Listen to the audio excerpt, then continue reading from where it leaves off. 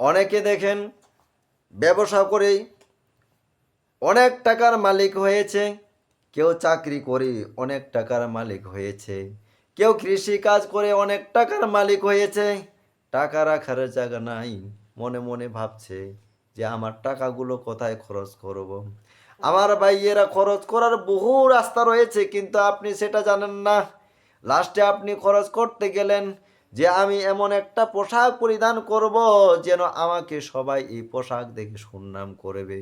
সত্যি সত্যি কিনলেন, কেনার পর ওই পোশাক সেলাই করে আপনি ঘুরতেছেন বন্ধুদের বাসায়, ঘুরতেছেন আপনার আত্মীয়দের বাসায়, ঘুরতেছেন আপনি হাট বাজারে।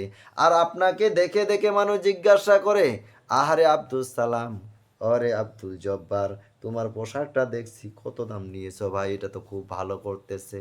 এই যে সুনামের পোশাক, যেই দিকে যায় সেই দিকে তোমার পোশাক টানে আর জিজ্ঞাসা করে। তার তো কেউই পোশাক ক্রয় করার ক্ষমতা নাই। শুনতে চাই একটু, এ কি জিজ্ঞাসা করিস রে, নিচে একটা, তবু শুনতে চাই, কি কত টাকা নিচে একটু বল না, একটু শুনি।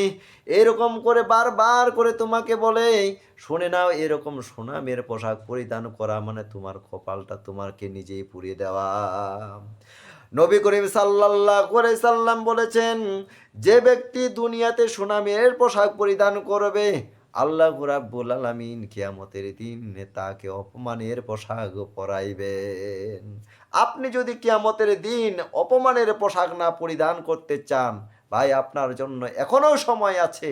আপনি সাদা সিধা পোশাক ক্রয় করবেন এবং সেগুলো কিনে সেলাই করবেন এবং পরিধান করে বেড়াবেন, যেন কেউ আপনাকে বলতে না পারে, ভাই আপনার শার্টটা কত দামে নিয়েছো, তোমার পাঞ্জাবি কত দামে নিয়েছো, তোমার প্যান্ট কত দামে নিয়েছো, তোমার